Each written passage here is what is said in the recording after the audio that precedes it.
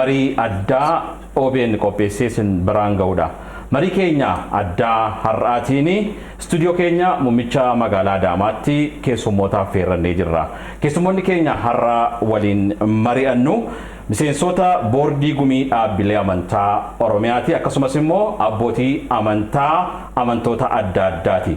Jalqaba waamicha OBN isinii taasisee kabajaan fudhattanii waa'ee biyya keenyaa irratti, waa'ee naannoo keenyaa irratti akka nu waliin mari'annuuf eeyyamamoo ta'uu keessaniif maqaa hordoftoota OBN guddaan isin galateeffadha. Baga nagaan nu dhuftan. Yeroo jalqabaatii fi hidha haaromsi guddicha laga Abbayyaa yeroo dheeraa booda milkaa'ina dhufeen bishaan marsaa jalqabaa guutamee xumuramuusaa ministeerri muummee biyya keenyaa Dr. Abiy Ahmed ibsaniiti kan isaan jiran miidiyaa irratti. Mee kanaan wal qabatee gammachuun jiru maal fakkaataa kan jedhurraa jalqabnu. Maal jedha Faaruu Daawit, nama rakkoo hawwutti, nama rakkoo yaadutti hin hinaafini. Ati rabbi qabadhutoo gaarii hawwii, rabbitti waaqayyootti amanatoo gaarii hawwii milkooftaa jedhee dubbata jechuudha kitaabni kun. Kanaafiyyuu mootummaan amma jijjiirama kana dhiyaate hawaasa kana yaadni isaa yaada bareedaa waan ta'eef waaqayyoon isa milkeessee hawaasi keenya illee milkaa'ee amma hidha Abbayyaa kana arguu keenyan faarumaan gammanneerra. Yaa ta'u malee mucaa jaalatamaa mucaan keenya Hacaaluun kana odoo hawwuu odoo arguu du'uusaa baay'ee nu maraara. Lubbuusaa hin agarti, hin gammaddi. Maaliif hawaasa kana waan kanatti xiyyeeffatee waan lubbuusaa hin agarti. Kanaaf yaa saba Oromiyaa, saba Itoophiyaa baga kana geechanii hojii hafellee itti yaadne amantaan odoo waliin qoodin, odoo sabaa waliin qoodin wanta bu'aa arguutti irraa bu'aa nu dhufe kana laaluu qabna jechuudha. Baay'ee guyyaa carra qabeessa guyyaan kuni. Dubbiin sagalee Waaqayyoo akkas jedha, akkuma gurra keenyaan dhagaa turre ija keenyaanis argine jedha. Isa gurra keenyaan dhagaa turre, isa hawwaa turre, ija keenyaan arguu keenyaa fi har'a misiraachoo guddaa immoo dhageenye hidha haaromsaa Abbayyaa akka kanatti arguu keenyatti. Namoonni waa'ee hidha Abbayyaa kana mormanii waa'ee Naayil haasa'uun iyyuu irra jiru kan jedhu kaasanii kana dura waan tokko yaadan ture. Nuyi waa'ee Naayil maaltu nu gashan keenya amma Abbayya jedhama jedheeni kaleessa immoo isa dhaga'ee baay'een gammade. Kana booddee jennaani har'a immoo gammachuun koo dachaadha. Kanaaf baay'ee gammanneerra. Kun immoo itti fufuu qaba jennee yaadna. Asumaan wal'aansoo biyya kana keessatti godhaa ture keessatti wal'aansoo baay'ee qabee lubbuunsaa kan wareegame obboleessa keenya Hacaaluu Hundeessaa, maatii isaa, ijoollee isaa hundumaa haadha manaa isaatiin Waaqayyo isin haa jajjabeessu kanatti gammadaa jechuun barbaada. Gaddaa fi gammachuutu nutti dhagahama. Gadda ilma keenya kabajamaa karaa maleedhaan harka diinatiin dhabneedha. Imimmaan isaa nurraa hin qoorre, sammuun teennaa hin itinne. Egaa arrabni keennan diriirre waan jechuu barbaannu hunda dogoggora gaddaa keessaa bahuu hin dandeenye. Ija keenya, gurra keenya, arraba keenya, qalbii keenya diinni fudhatuudhaaf yaalii ol aanaa godhee jira. Namni hundi amantaan odoo addaan hin baasin artisti Hacaaluu Hundeessaa in jaalata, itti gammada. Guyyaa inni in taphata jedhan sheen illee qeesilleen jaarsilleen qeerrolleen dhiirrilleen dubartilleen hirriba ofii dhiisee isa laalaa bula. Foddaadhaan hirribni naman dhufu diinni keenya qoratee Oromoo yoo eessa dhoofne madeessinaa jechuudhaaf nutti duule garuu Haacaaluu tokko hin qabnu diinni hin gammadu argadhee milkaa'e jedhee diinni akka yaanne diinni akka gaddu Oromiyaan Haacaaluu kumaatamaan lakkaa'amu qabdi. Haacaaluu tokkoo miti. Haacaaluun du'us hin duune seenan isaatillee immoo har'aan tana waayyoo jiru hojjetu olitti seenan hojjetaa jirti. Gaddi kennallee kanaan nurraa qabbanaaha. Obsa isaatiifillee kan nutti obsisiisu yoo jiraate ilmaan teenna hafte tana qabsaa'ota, hayyoota, hooggantoota biyya keessaaf biyya alaa jirtu gootota jirtu tana laaluudhaan uf qabbaneessina. Isallee hamma yoomuu isa qofa leellisaa ooluu hin qabnu hujii kennaa fi misooma kennatti deebi'uun dirqama keenya. Kanaaf kunoo rabbii akkuma kitaabni kenna jedhu namni rabbitti yoo sabbare rabbii waan san caalu bakka isaa buusa fi jedha. Ilmaan teenna ta akka isaatiif ta isa caaltus osoma jirtu har'a kunoo laga Abbaay ka bara hammana jennee hin lakkoofne akaakuu abaaboo zariin kenna biratti dheebo ta'aa beelahaa dukkana keessa turan har'a carraa ilmaan teennatiin hayxi kenna nuu deebi'ee dheebochuu bira dabarree har'a ibsaa biyya keenyaa bira dabarree ibsaa addunyaa ibsaa Afrikaa kan tahu pirojektii aanan kenna itti gammadee adawaan kenna itti gaddu har'a sadarkaa kanarra gahuu isaatiif keessumaanuu guyyaan har'aa kun guyyaa addaa, guyyaa gammachuu, guyyaa ifnana biyya keenyaati jedheeti ilaala. Biyya lafaa kanarra yeroo jirru dukkanaa hin bari'a, hin boonye hin kolfinaa. Wantoota baay'eetu jira biyya lafaa kanarra yeroo jirru. Kaleessa gaddaan gadda keenya ibsachaati turre har'a immoo guyyaa gammachuutti dhufnee jirra. Baay'ee otoo hin argine akka waan arginetti Abbaay hidhamuuf dhiisuusaa otoo hin beekne akka waan beeknutti maallaqa keenya yeroo keenya beekumsa keenya dandeettii keenya abbootiin amantaa kadhannaadhaan maallaqa isaa kennuudhaan biyyi keenya aarsaa guddaa kaffalaatti turtee jirti. Har'a guyyaa sanarra dabarree gadda kaleessaa sanarra dabarree guyyaa gammachuu kanarra geenye jirra. Yeroo galaanni kun guuteera dhangala'oo ija keenyaan argu jechuun nuuf milkaa'insa guddaadha.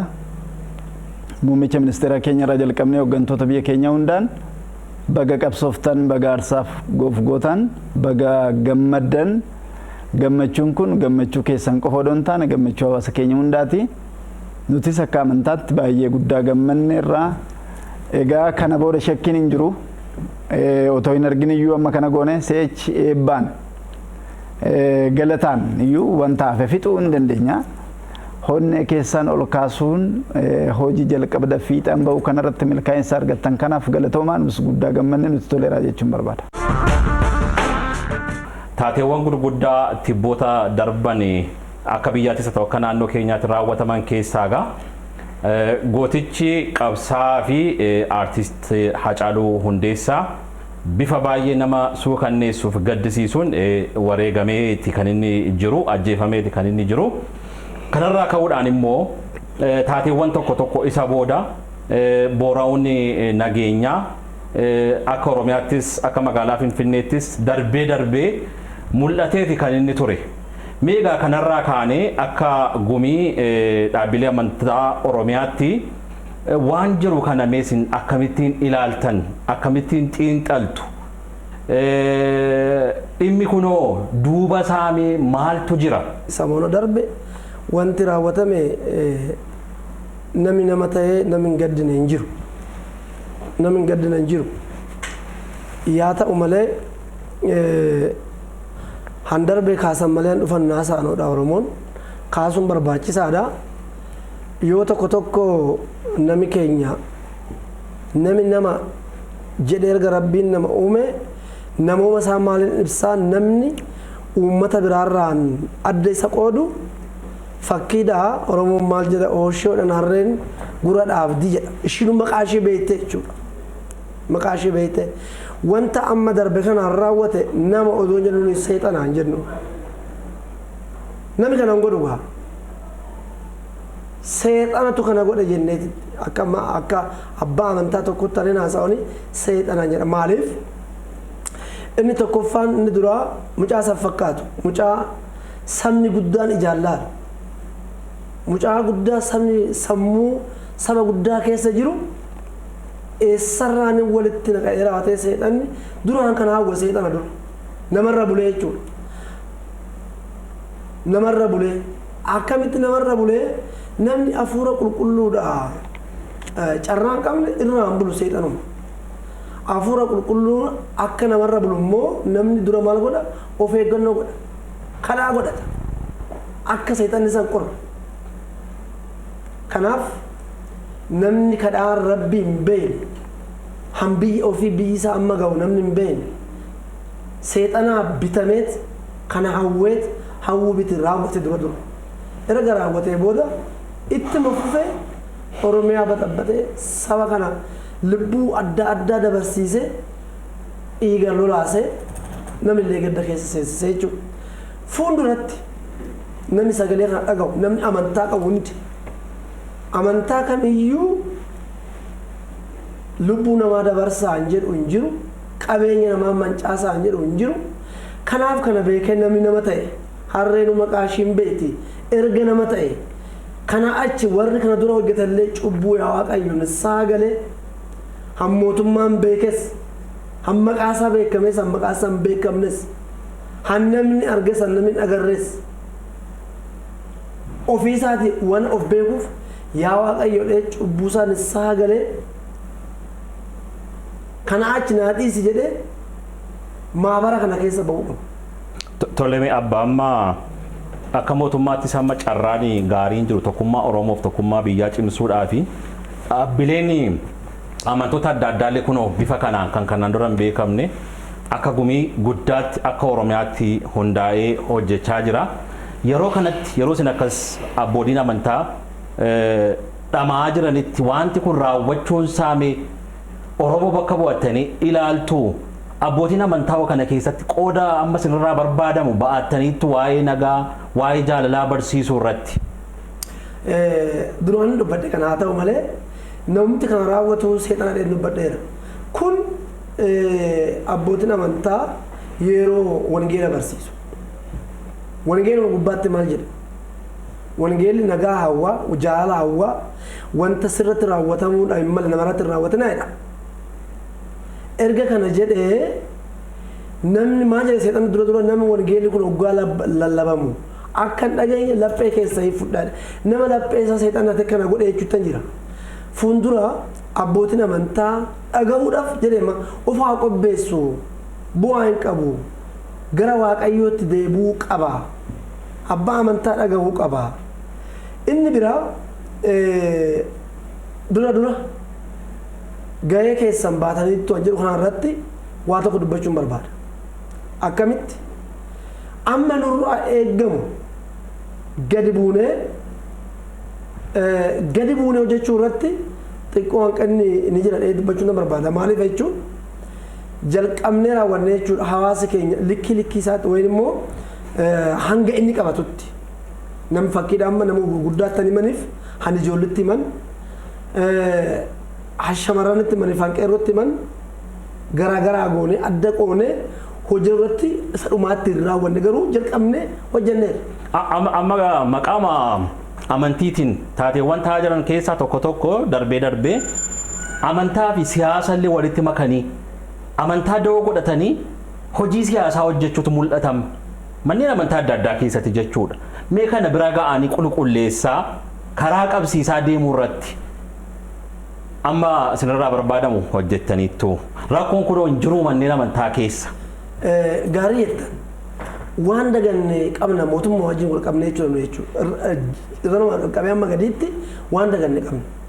Akkamitti jechuun namni kan namaa miti ila wanni isin gara kitaabatti horii nama waraanullee horii nama dhiitullee amma adda qooddee qabdutti yeroo hin barbaachisa. Maaliif kana jechuun barbaade mana amantaa dawoo godhatee namni yakka uumu namni hamaa uumu hin jiru jenna of sabu guutuma guututti jira. Kana duras dubbadheeraani asumatti jechuudha. Waa keenya uffatanii masqalii keenya qabatanii fakkiidhaaf waa abbaa gadaa keenya uffatanii ani abbaa gadaati namni jedhu baay'eedha.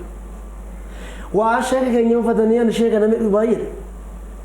Waa qeesii keenya uffatanii ani qeesii namni jedhu baay'eedha. Hojjaa qeessa irra hojjaa isaarratti ani qeesii hojjetu hin hojjenne. Ani abbaa gadaa hin raawwanne hin raawwanne. Han paastariin hojjetu ani hin raawwanne. Maqaadhaan bichaa uffataan bichaa kana mootummaan adda qoodee nu gargaara wajjin hojjetee kana duras dubbadheera ammallee kanuma dubbii adda qooduun gingilchaa qopheeffachuudhaan biyyeedhaaf midhaan addaan qoodu jechuudha. Kana manni amantaa kophaan danda'e addaan qoodu as gubbaatti ni dubbadha. Abbaan amantaas addaan qoodu. Fakkiidhaaf bakki biyyeen jiru himuu hin danda'a abbaan amantaa toofta guddaadha.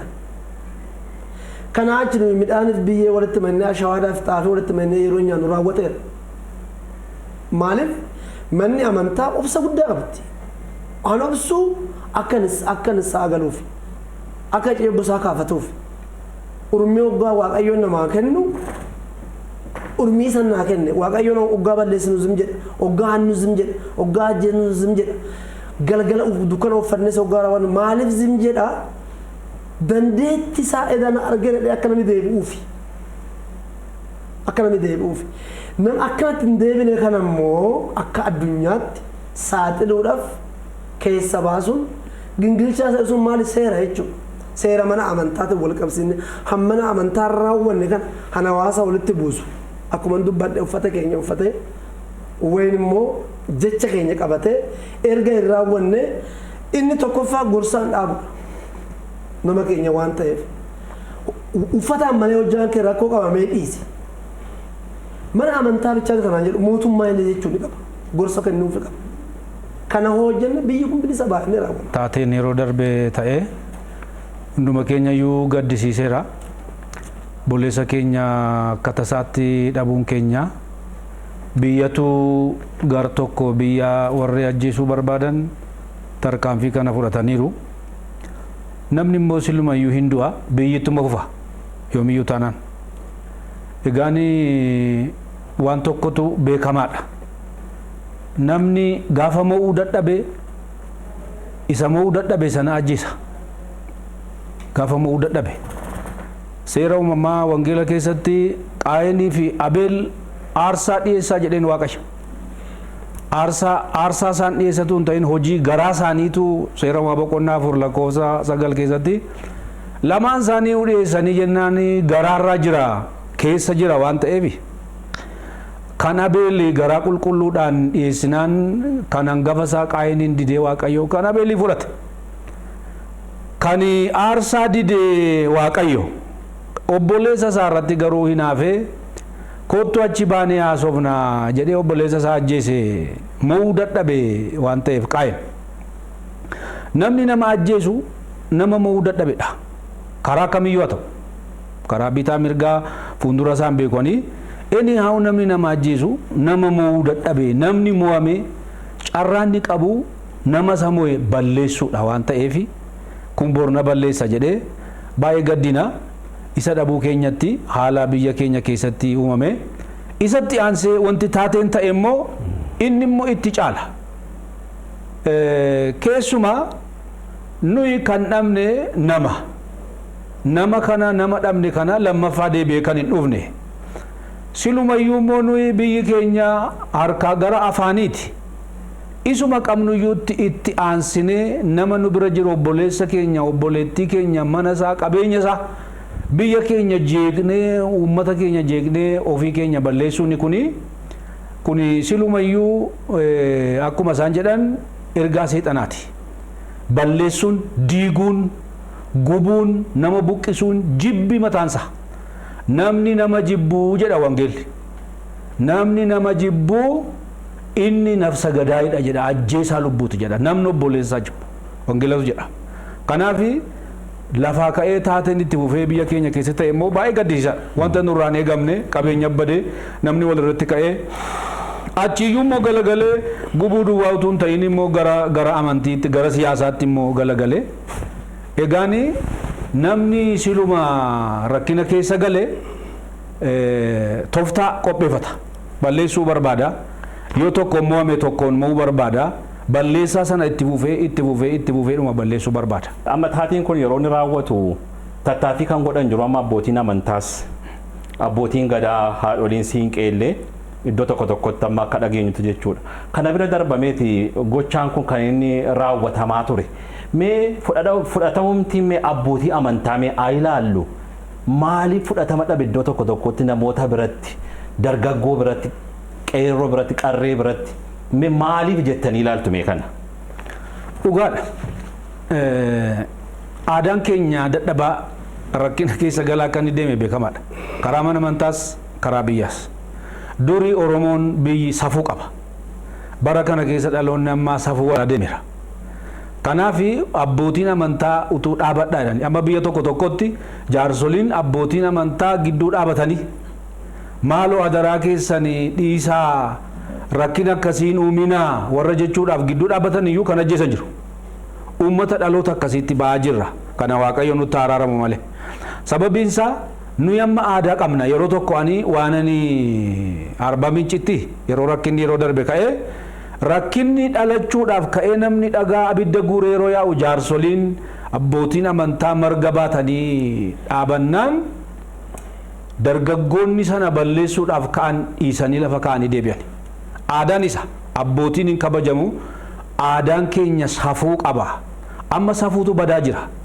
Wal dhaggeeffachuun hafaa jira. Mana amantii keessaa amma abbootiin amantii iyyuu dhaggeeffatamaa jiru dhibbatti hojjennee dhaggeeffatamaa jiran. Dhaloonni si'anaa of dhaggeeffata. Namni mana amantaa keessa jiru hundumatu amanaadha jechuun rakkisaadha. Namni ganda keessa jiru hundumatu maqaa isaatu jira malee jira jechuun gogaa gara biraaffatee kafana gara biraaffatee kan yeroodhaaf jiraatu jira. Amma gaanii yeroo sana namoonnutu dhaabatanii abbootiin amantaa utuu adaraa keessan jedhanii hin balleessinaa waliin fixinaa rakkina irratti rakkinan darbinaa utuma jedhanii kuni kan waan gara biraa irratti itti darbee jira. Egaan kana kan godhu tarii hafuurri hamaanis duukaa jira, harki addaas duukaa jiraachuu danda'a jennee yaadna nuyi. Erga mana amantaasaa hin jiraanne abbootii amantaa argan dhageenye haadha siinqee argan dhageenye abbaa gadaa argan dhageenye jarri kuni waa duukaa jira. Waatu duukaa jira. Hafuura isaaniis waatu duukaa jira. Booddeedhaanis kan dhibutu duukaa jira. Kun immoo bara hamaa keessa jirra. Kana Waaqayyoonis kadhataa jiran nuyyuu nu yaaddessa. Tole waan gabaabaa isinitti nu dabalteen tan egaa kanaan ol qabatee tokkunoo amma gochaan kun yoo itti fufaa deeme keessumatti iyyuu amma tokkummaa Oromoo tokkummaa biyyaamee garamitti geessuu danda'a hudhaan guddaan kun akka gumii dhaabbilee amantaa Oromiyaatti kanarratti mee karoorfatanii hojjechuu fi maal yaalaa jirtu? Egaa nuyi tokkummaa Oromoo eeguudhaaf akka amantaattis akka mootummaattis namni taa'ee waliin mari'achuun barbaachisaadha jedhee yaada. Dhaabbilee amantaas haa ta'uu, paartilee siyaasaa ta'anii, mootummaas haa ta'uu, Oromoon taa'ee wajjin haasa. Aadaadhumaan safuu qaba hundumtu. Hin mari'ata. Gumaan yoo jiraate iyyuu deebi'ee taa'ee jaarsi ba'eetii gumaa sana iyyuu walii wajjin taa'ee akkatti hiika. Ta'anii wajjin haasa'uun barbaachisaadha. Mootummaanis dhaabbilee amantaa wajjin anamma dhiifama naa godhaa malee takka yeroo rakkinni ka'u mootummaanis yookaan abbootii amantaa duukaa deema yookaan abbootii gadaa duukaa deema yookiin immoo garee tokko duukaa deema warri kaan bakkeettafu. Kanaaf namni wal qixan deemu. Maaltu ta'e eessa jalqabna attamitti ta'aasa jedhu kana wal duukaa mari'achuun baay'ee gaariidha. Dhimmi kun garuu itti futtaafatee itti adeema taanaanii rakkoo keessaa rakkootti gad deebi'aa adeemna waan ta'eef manni amantaa akka mana amantaatti barsiisuun barbaachisaadha. Mootummaanis akka qaama itti gaafatama qabutti seeraan biyya kana itti gaafatama isaa duukaa bu'ee hordofee qabuun barbaachisaadha. Nus amma akka dhaabbilee amantaa Oromiyaatti dhuguma amma nuni akka dhaabbilee amantaa Oromiyaatti asiinis yoo jennee gidduutti nu rakkiseerayyuu. Inni kunis rakkina gara biraa qaba, inni kunis rakkina gara biraa qaba. Maal gochuun nurra jira jedhu immoo mari'annee amma karoora baasaa jirra. Gara fuulduraatti barsiisuudha. Mootummaa wajjin illee haasa'uun nu barbaachisa. Eessatti hanqinni jira? Mootummaan qeeqxu amma akka inni balleessetti hin qeeqaa. Dhaabbileen amantaa tariitti yeroo qeequ jedhamuudha. Iddoo akkasiitti rakkoo akkasii raawwatteetta kanaaf iddoo kanatti sirreessi jechuudhaan mootummaan akka inni waan balleesses yoo jiraate sirreessu. Inni dhibee qaba. Dhiifama naa godhaa malee dhaabbileen abbootiin amantaa manni amantaa yoo mootummaan balleesse utuu dhaabadhu jechuudhaa fi kana dura shaakala isaa humna isaa qabaatee waan akkasii qabaate waan baay'een akkasitti hin darbu. Mootummaanis hojii isaa dhaabbileen amantaas akka kana dhaabatanii kana godhaniiru jechuu hin danda'an. Akka kootti hanqinni jira jechuudha. Hanqinni jira. Ulfaadhaa. Wanni taate yoo dhalattullee akka malee dhalatte yoo galtus akka malee galte karaa malee nutti galte. Eegaa galtellee dil'uun buute huuba maleen deebitu akka je'an galteen galte tun bilaashaa miti lubbuu namoota baay'ee nurraa fudhatte lixxe. Haa ta'u malee nurra kan jiru maal inni dabre akka ta'eenuu dabre isa dabre maaf dabre jennee gatteennee tasgabboofne qorachuun dirqama keenya. Kaayyummaan artisti Haacaaluu Ajjeechaan godhameeyyuu waan duwida duuba rakkoo duwida duuba isaa wal qabatee uumamu kana wal karoorfateeti kan godhame. Ammaan tana lubbuun namaa duutee jirti, qabeenyi barbadaahee jira,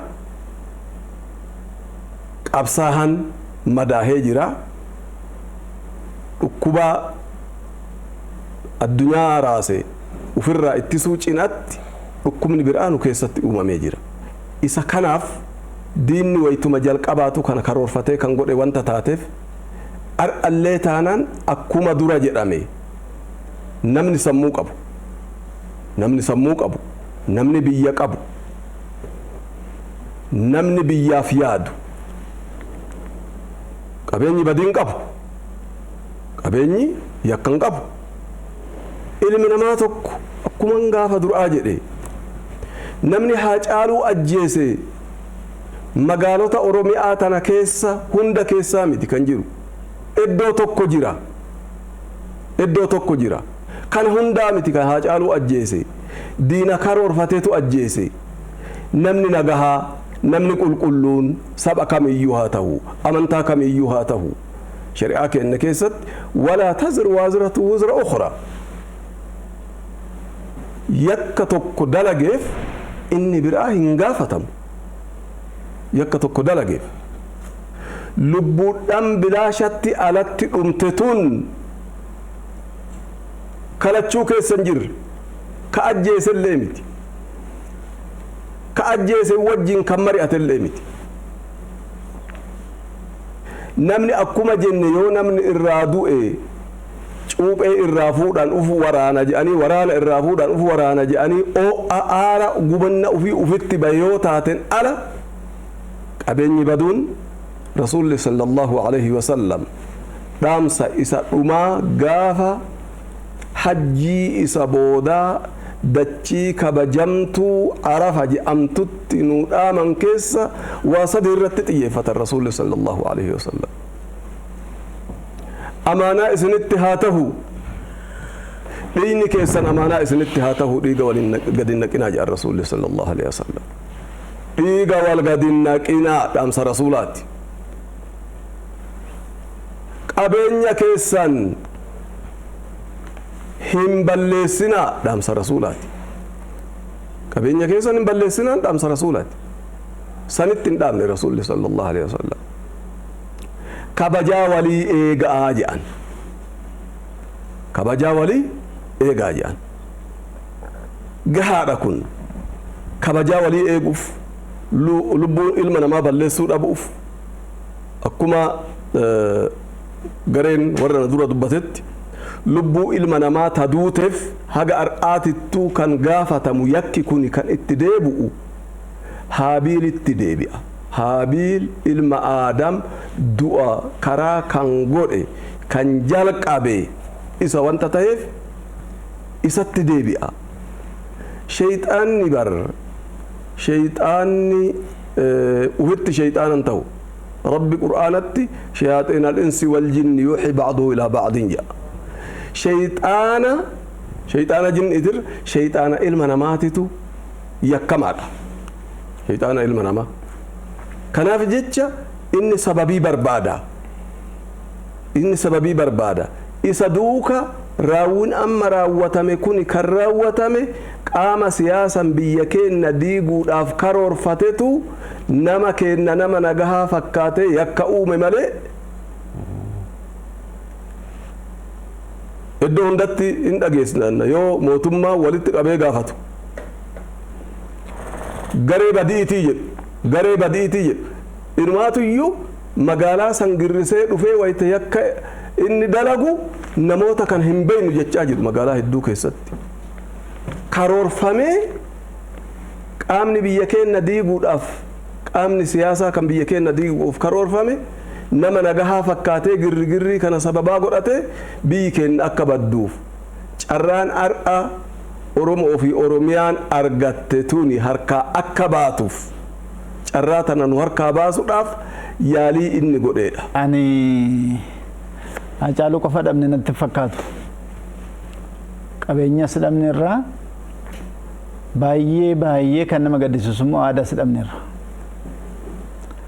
Qabeenyi lubbuun namaa yoo bades hundi keenyaan hafnu boru taraa keenya ni duuna irraanfatamaa deema.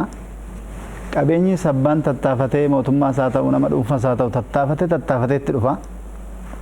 Ana baay'ee kan na gaddisiisu aadaa caccabu kan aadaa badu kana. Aadaan kun bar safuudhaan dhufee aadaa mana amantaa mataa isaa danda'e qaba. Aadaan biyyaa mataa isaa danda'e qaba. Lachuu amma karaa gallakkiseeti kan inni deemaa jiru. Kanaaf ani lubni achi kaasanii turani seexanatu kana godhaa jedhan. Dhuguma seexanatu kana godhaa. Garuu seexanni nama akkamitti fayyadama kan jedhu sana ilaaluun barbaachisaadha. Seexanni nama garaansaa jallaa nama waan dhugaa akka dhugaatti ilaaluu hin dandeenyetti nama qiimii garaasaa keessaa qabutti fayyadama. Kanaaf lafa gubuun muka gubuun mana gubuun kan akkanatti abiddillee dafee qabatuuf kophaa miti bar. Ani namni kasala qabsiifachuu hin dandeenye fooqii gubee yeroo jettu nama qofa sitti fakkaatin. Seexanni bakka namoonni itti walitti girrisan bakka wanni jiru bakka gabaan jiru bakka sargiin jiru bakka mana amantaatu hin jiru bar seexanni achitti iyyeebbaa kadhannaa waan jiruuf humna dhaba malee bakka namni walitti qabame kamittuu seexanni yaalii geggeessa yeroo hundumaa yeroo walitti dhufan godhiin baay'ateet diinaaf balbala yeroo mijeessan badiin boru gaabbinee keessaa deebuu hin dandeenye kun raawwatamuunsaa yeroo hunda mul'ata. Diina miti rakkoon maal gochuu barbaade diinni suni kan jedhu sana kaayyoo diina addaan baafachuu dadhabuun yeroo hunda miidhaan irratti geggeessa. Miira keessattiyyuu amma gaa yeroo baay'ee silas kaaseen ture amantaan akka amantaatti siyaasni immoo akka siyaasaatti akka inni deemu siyaasni nagaan kan biyya kana ceesisu dorgommiis kan fidu amantaanis akkuma kana abbaan amantaa mataa isaatii waaqeffataa akkana deemu gochuu keessatti wantoonni hojjetamaa jiran jiru garuu kana wal makuutu mul'ata yeroo baay'ee amma taateen yeroo darbe mul'ates kana keessatti yeroo inni calaqqisutu jira. Mee abbootiin amantaa kana irratti waan hojjetan tarii hanqina qabaa laata ciminaan hin hojjetamne naannoo kanatti? Hanqinni bal'aatu jira. Fakkeenyaaf amma godinaalee garaagaraa keessatti bakka irratti sirriitti invest goonee hojjenne dhaabbata keenya qofa wajjin odoo hin taane dhaabbilee biraa wajjin illee bakka teenyee sirriitti seeraan barsiifne bakka baay'ee sodaannu godinoota adda addaa fakkeenyaaf akka godina Jimmaa yoo fudhanne amma kanaan dura ta'ee waan ta'an baay'ee keessatti rakkinni adda addaa ni mul'ata ture godina sana keessatti. Hin barsiifame barsiifamuun sun mataa raafnee bichaa deebi'uu odoo hin taane dhugaadha. Obboleeyyan yoo waliin jiraatan bu'aa biyyaa ni fidu. Amantaan ni dagaaga. Sirni abbootii gadaa ni dagaaga.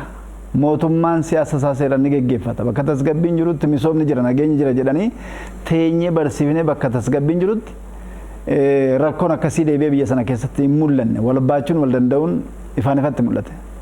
Ammas yoo godinaalee rakkina qaban addaan baafnee teechifnee sirriitti barsiisnee wal dandeettii jechuun maal jechuudha? Wal dandeettii amantaa jechuun ufuma isaatiif amantaan sanyii hin qabu. Amantaan gosa hin qabu. Amantaan afaan hin qabu.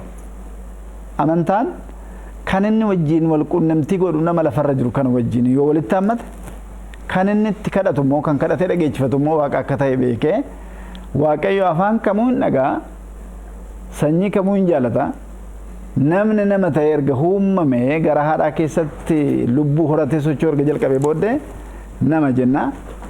Dulloomees yeroo du'u nama jenna. Kana gidduu kan jiru uumama jalqaba socho'uuf jalqabee amma gaafa dulloomee du'utti nama jenna nuti. Namni fuula waaqaa fuulduratti kabaja guddaa qaba. Kanaaf akkamitti waliin jiraanna nama kana wajjin akkamitti wal dandeenya akkamitti wal baanna jedhee taa'ee hawaasni kun hubannoo gaariin baratee taa'ee hubannoo kana qabaannan rakkoon gaafa dhufe obboleessa kiyyaa jedha. Yeroo wal hubannoon waan hin jirreef taa'ee amantaa jechuun maal jechuudha kan jedhu waan hubannoo hin qabneef yeroo lolli tokko ka'u diinaaf balbala ta'a. Yeroo rakkoon ka'u kan mana amantaatti nama fiigsu. Kan sanyii addaan qoodee maasii qabeenya namatti nama fiigsu kun rakkoon dura garaa keessa jira. Rakkinni sun maal ta'uu qaba? Gatteenyee hubachiisuutu barbaachisaadha. Kanaaf ammallee amantaa irratti barnoonni hubachiisuun wal dandeettiin amantaan kan hundaa ta'u, hunduu tokko ta'u, amantaan kan wal hin caalle ta'u, amantaa gosa tokkoof sanyii tokkoof addaan qooduu dhiisuu kana ammallee irra deebinee barsiisuun baay'ee murteessaadha jedhee yaada. Darbee boora'uu nageenyaa olaantummaan seeraa kabajamuu dhabuu wajjin yaaddoon jijjira. Gam tokkoon immoo hojii misoomaa amma hojjetamaa jiruun jijjiiramoota mul'achaa jiraniin immoo abdiin jira. Egaa as keessatti dhaabbileen yookaan paartileen morkattootaa jiru, mootummaan jira, wal morkachaa nagaadhaan immoo wal tumsaa deemuu irratti hordoftoonni amantaa adda addaas abboolii amantaa irraa waan darbuuf ergaa darbuuf fudhatanii hojiirra oolchaa siyaasas immoo akkaataa ilaalcha isaaniitiin geggeeffachaa nagaadhaan naannoo biyya keenya ceesisuu keessatti garamitti deemaa jirraa kan jedhu bal'inaan kaastanii ilaaltaniittu hudhaawwan gurguddoos jiru.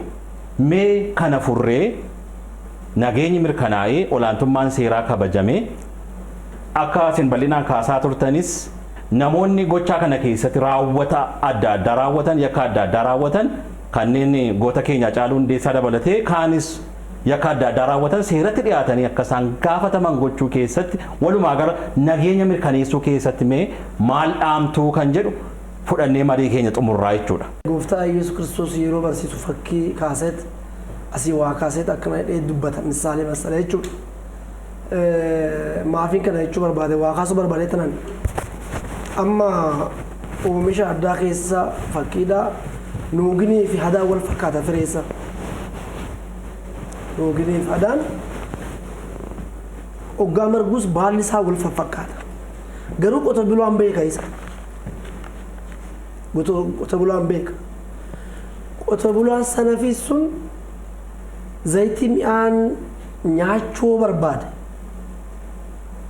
Mi'aan gurgurallee yoo jedhe bakka biraatti nuugin kun zayita ta'ee na bira gahuu hin danda'ee gad xiyyeeffate yoo yaade akka nuugin hin mi'a zayitii isaa qibaan isaa jechuudha.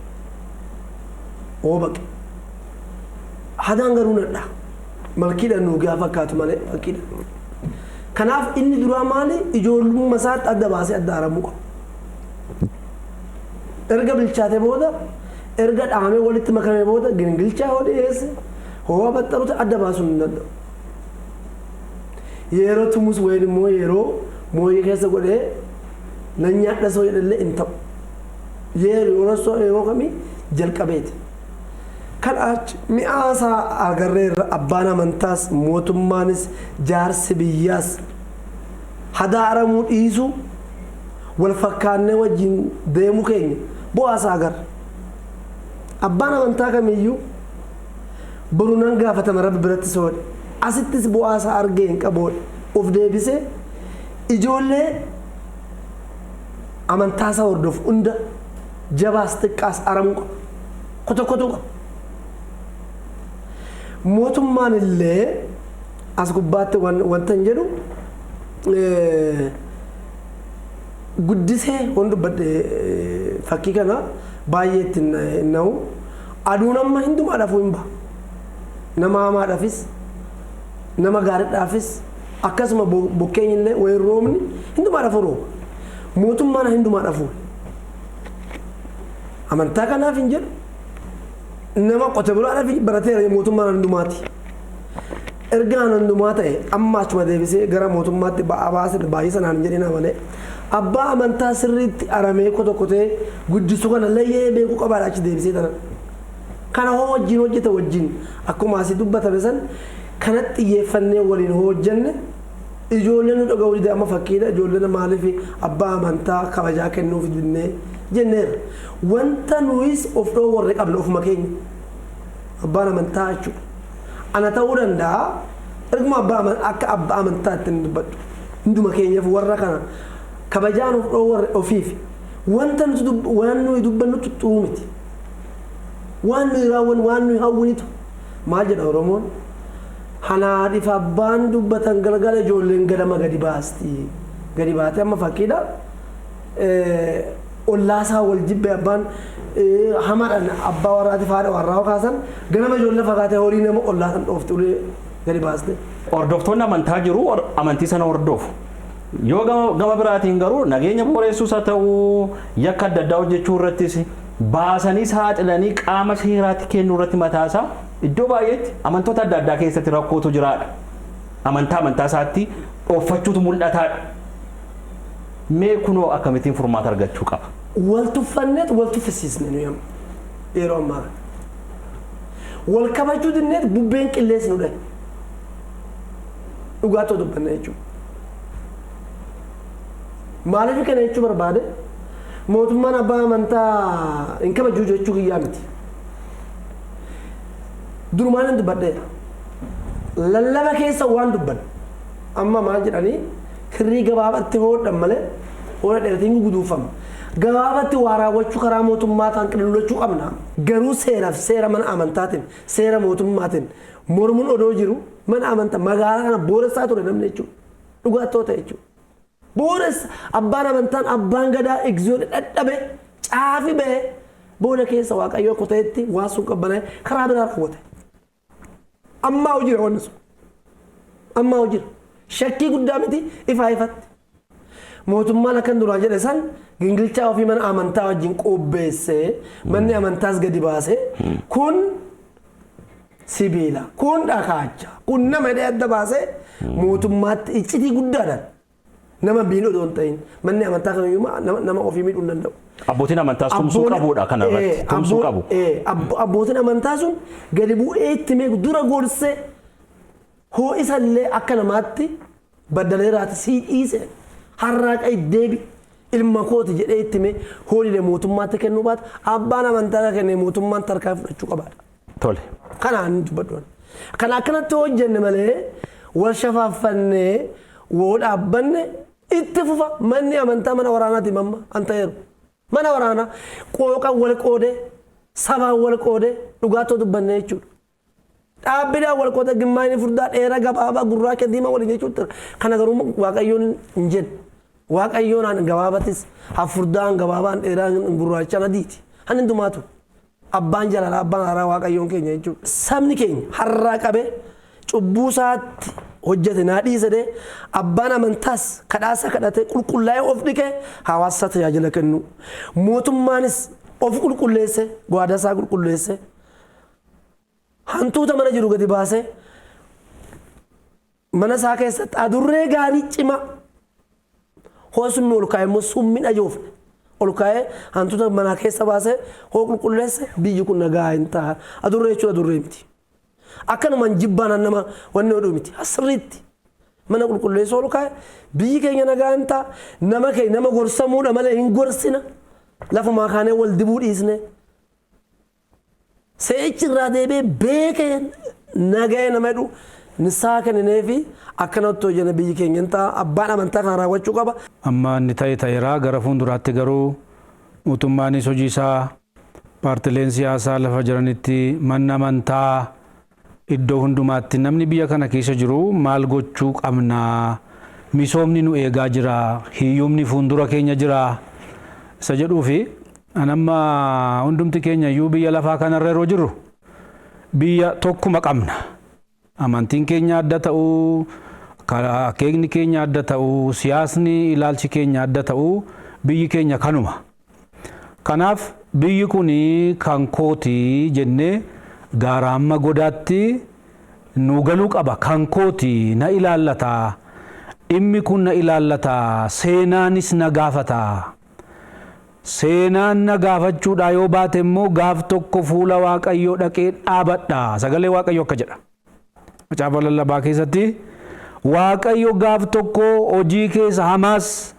hojii keessa gaariis gara firdiitti fida waan ta'eef ati garuu waaqayyoon sodaadhu jedha hojiin keenya nuyi lafa kanarratti hojjennu inni gaariinis inni hamaanis gaaf tokko fuula waaqayyoo dhaqee dhaabata eenyuyyuu fuula rabbiiti miliquu hin danda'u amma waa'ee dhimma obboleessa keenya rakkina irra ga'e kana waan baay'ee jedhamaa jira riiliyaan illee sana kana jechuu hin barbaadu garuu ani waan jedha akka garaa kootti dhiiga hacaaluu lubbuu hacaaluu bade dhiiga hacaaluu dhangala'e imimmaan ijoollee hacaaluu amma akka kanatti gadi dhangala'aa jiru waaqayyo firdii haa kennu jedhan dhugaa isatu baasa dhugaan kun immoo hin baatiin haftu akkattiin malaamma karaa gara biraa seerri karaa mootummaan karaa isaa deemuu danda'a amma nuyi gaaf tokko fuula waaqayyoo dhannee nan gaafatama deemuun koo nafu umuriin koo gabaabaadha jenne abbaa barbaade yoo ta'u inni biyya geggeessu yoo ta'u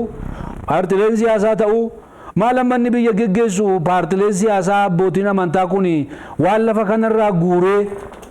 kanarraa guuree deemu qaba amma waan rabbi isaa kenne jiraatee deema bara biyya lafaa kana jiraannu waan gaarii seenaan nuun gaafanne rabbisitti nuun gaafanne hojjennee deemuu qabnaan jedha isa tokkoffaatti lammaffaa immoo ani kallattii hundumaaniyyuu wanti amma nu rakkise biyya keenya addunyaa lafa kana rakkise inni nuyi dubbannuu fi inni nuyi hojjennu adda mootichi namni waaqayyoo Daawit akkas jedha yaada garaa kootii fi dubbii arraba koo wal naa qixxeessi jedha dhiifama naa godha gaaraa kaasee hamma godaatti karaa mootummaa ta'u paartilee siyaasaa ta'u mana amantaa keessa yoo ta'u dhaloota ammaa yoo ta'u wanti nuyi haasofnu adda wanti nuyi hojjennu adda kun nun baasu deebi'uu qabnaan jedhan isa dubbannu waan hojjechuu dandeenyu duwwaa dubbachuudha waan waaqayyo barbaadu duwwaa haasa'uu qabnaan jedhan waan jenne waan dubbanne sana goone argamuu qabna jedhee yaada karaa gara biraa inni sadaffaan immoo at least biyyi kuni yoo itti fufnee wal ajjeefnee wal irratti kaanee waan meeqa goone wal fudhannee banna hojii nuyi walitti kuufnetu nu fuudhee deema gaaf tokko hojii nuyi hojjennu hojii nuyi lafa kanarratti amma lafa jirrutti hojjennutu nu fuudhee deemaa hojii keenya gaarii godhachuun barbaachisaadha jedhee yaada'ani karaa tokko. Wanni guddaan waa odeessuurra waa hojjechuudha kan barbaadamu. Wanni dubbatanii yoo hojiirran oolle gatiin qabdu hayyuu amantaa kennaa tokkotu akki jedhu kathratul qawli tubdi kathratal khalalii jedha qaaqa baay'eessuurra hojii baay'eessuun akka caalaa tahe qaaqni yoo baay'ate yoo hojiin hin baay'anne hanqinatu argamaa jedha jechoonni karaa adda addaatiin hin jedhamanii hojiirra yoon oolle gaarii miti inni dabre isa hafe tokkummaan Oromoo waan hundaa olitti kan nu yaachisuudha waan hundaa ol tokkummaan keenya kan nu yaachisuudha waan hundaa ol tokkummaan keenya yoo sharafame kufnana dura kufne osoo hin taane kufnanan kaane kufna jechuudha. Isa kanaaf gaddi nutti dhagahamu karaa malee tahuu karaan tahuu wanni galtee jirti. Wanni karaan ta'e jedhamu tokko illee hin jiruuti. Isa tare kanaan wal qabatee tokkummaan Oromoo yoo qoqqoodame gaddi hirriban dhoogu guddaan isa kana. Mootummaan yoomillee barbaachisa. Seerri ol aantummaan seeraa yoomillee barbaachisa. Ol aantummaan seeraa barbaachisa. Ol aantummaan seeraa hin kabajamne taanaan jiruun ilma namaa sharafamtee jirti jechuudha. Namni tokko Rabbi sodaata, tokko seera sodaata, tokko qawweema kanaa'u sodaata. Nama hunda isaa bifa isaatiin horachuun barbaachisa. Ka Rabbi sodaatu Rabbii ofii sodaate, kabajaa ofiitillee eegee, ka sabaatillee ka hawaasaatiillee eeguun dirqama isaati.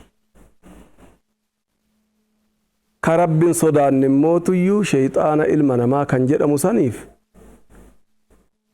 ol aantummaan seeraa kabajamuun barbaachisa. Kanaaf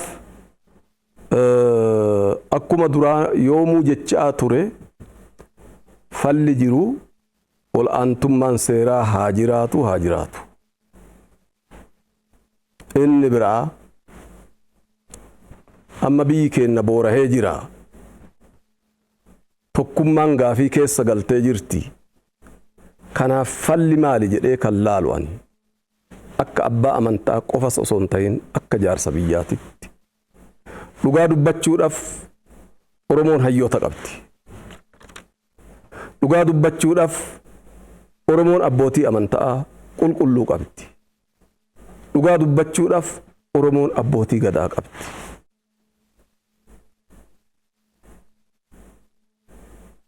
Har'aan tana Oromoon Itoophiyaa bira dabartee Afrikaa hoogganaa jirti. Wajjirri Afrikaanu keessa jira. Maaltu nu hanqatee? Eessaa kaanee eessa geennee? Maaltu nu jalaa badee? Wal gaafachuu qabna. Walitti hiiqnee wal gaafachuu qabna. Rabbi maal eegaa? Rabbi horiin eeguu korii eegaa. Mootummaan ka afaan beekus, ka afaan hin beeknes, ka isaatis, ka alagaatis mootummaa eega ta'e wal qixxeessee bulchuun, wal kabajee bulchuun, haqa isaa eegefii bulchuun ka afaan Amaariffaatitti fitaawii jedhan, ka afaan Arabaatitti adaalaa jedhan. Haqummaa. Ka afaan keenya kan Oromiffaatitti haqummaa eeguu jedhamu. Jiraachuun dirqama. Kanaaf hayxi eegamuu barbaachisa. Mootummaanillee haqa eegee yakkamaa qulqulleessee waan isaa male kennuufin haqa mootummaati.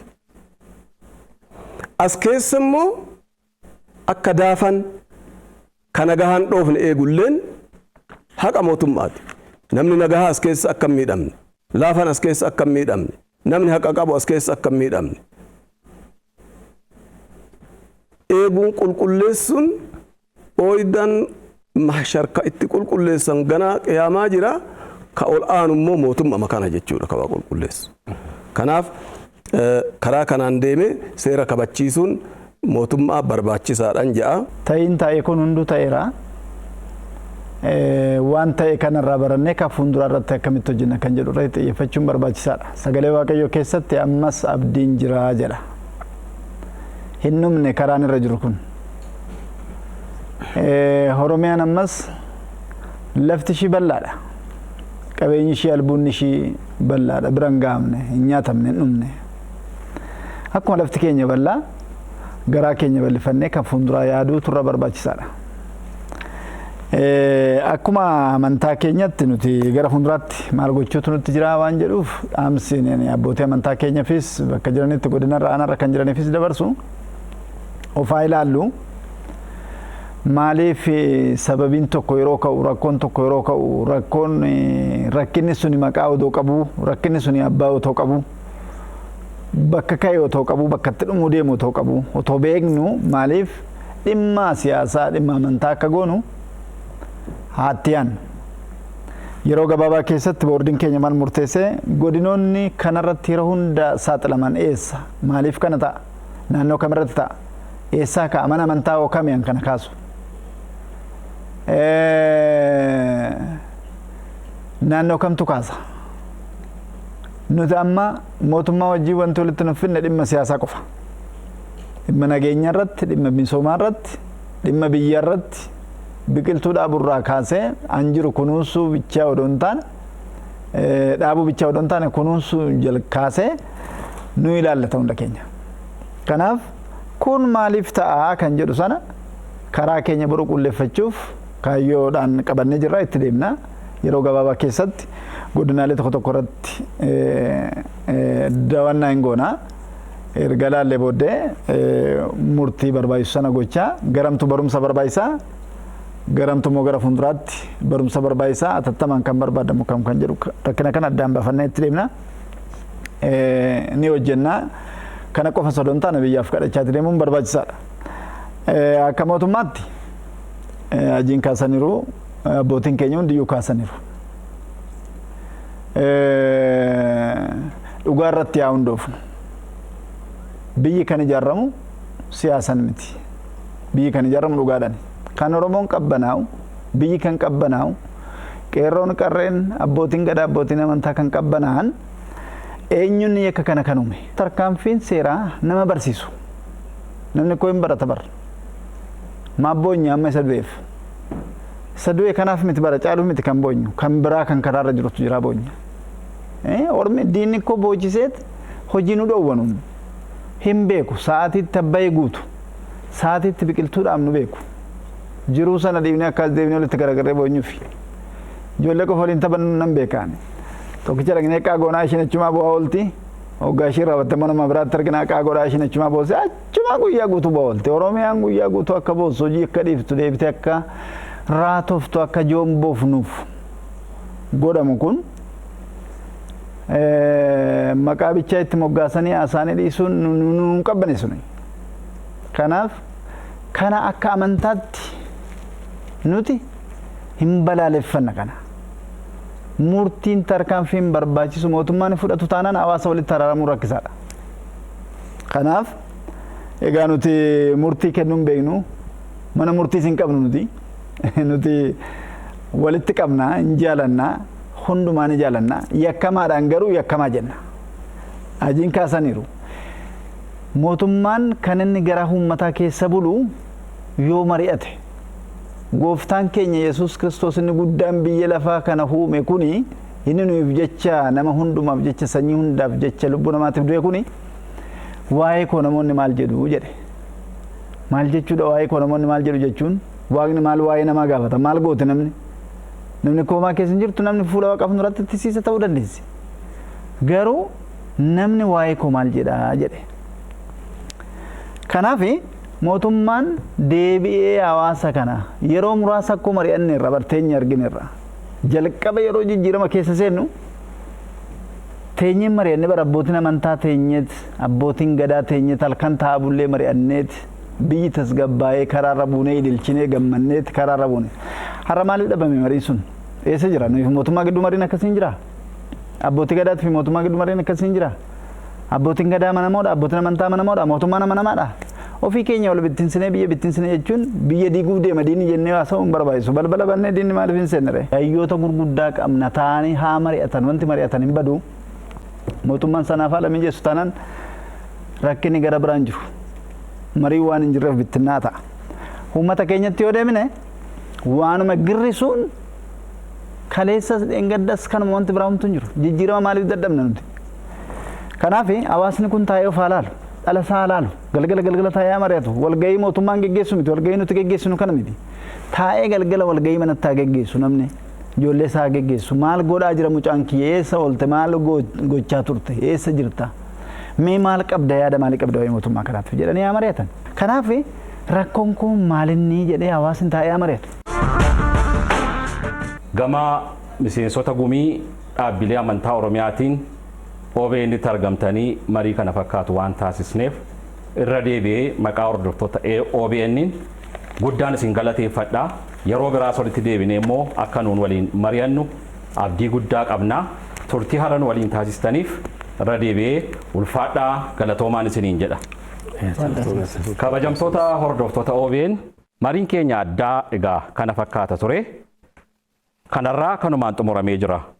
Yeroo biraa marii biraatiin walitti deebina. Hagasitti qophiileen OBN nafan itti fufuu akka hordoftan isin affeerra galatooma ulfaadha.